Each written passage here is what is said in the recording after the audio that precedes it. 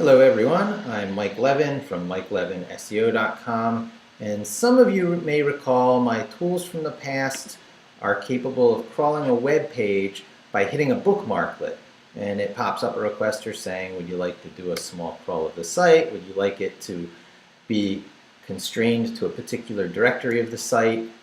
And would you like to go ahead and begin?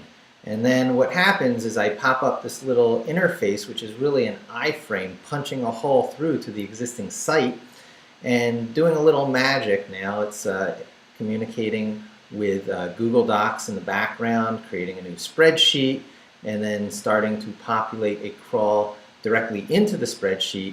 And as the crawl continues, it scrolls within the iframe, and then you can still sort of scroll up and down in here. And you can click on the link to actually visit the spreadsheet, and now you can watch the spreadsheet fill in either from here. It takes a moment to sort of catch up with you. It's just Google Docs catching up with the real-time stuff going on. And you'll see rows 9 and 10 and 11 fill in there. There it goes, it's catching up, and so on. But the real issue here is that iframes, especially the way I'm using them, can be cross-site scripting risks, XSS. And I have had to update my tools various times to keep it working.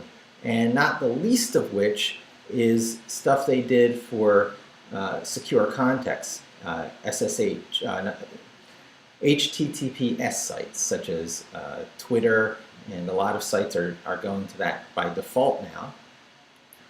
And if you're trying to use my tool on a secure site, the server that's doing the crawling in the background also has to be running in secure mode, or else it just won't work.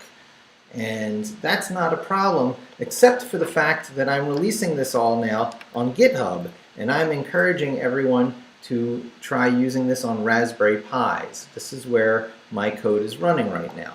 And the problem with a secure certificate on a Raspberry Pi is you might not even be using a domain name, and security certificates are tied to domain names.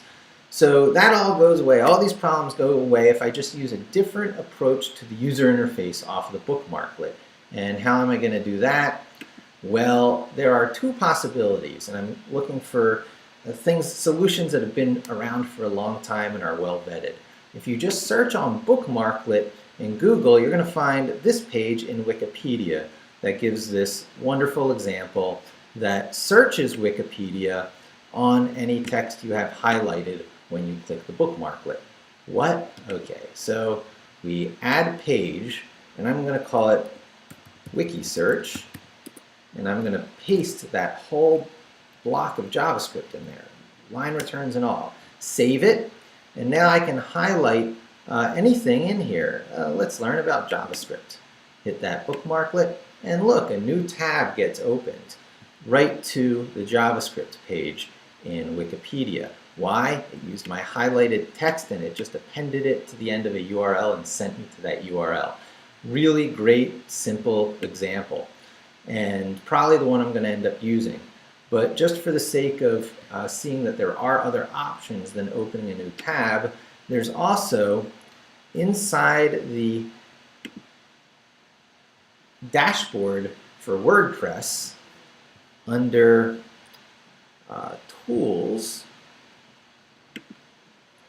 they have this thing called Press This, which is an alternative to using the post form for making new posts.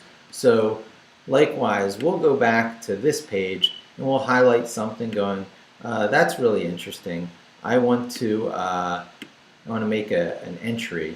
I want to make a blog entry that uses this text. I click Press This, and then another approach to doing this. Oh, it's coming up a bit ugly. It's not even building the user interface properly. Something's going wrong. I just upgraded to WordPress 4. But the idea gets across nice and strongly. Here's the text that I highlighted that's filled into a form already, and the URL that I was looking at is also known. You can actually even see that here. They tear away most of the user interface, but they at least let you see the URL that you're sitting on. So there you have it. You can use this technique to open a new tab and carry over all the context of the page you were on, or this technique to pop open a new window and do the same. I think I'm going to use the opening a new tab because I am done with fighting web browsers.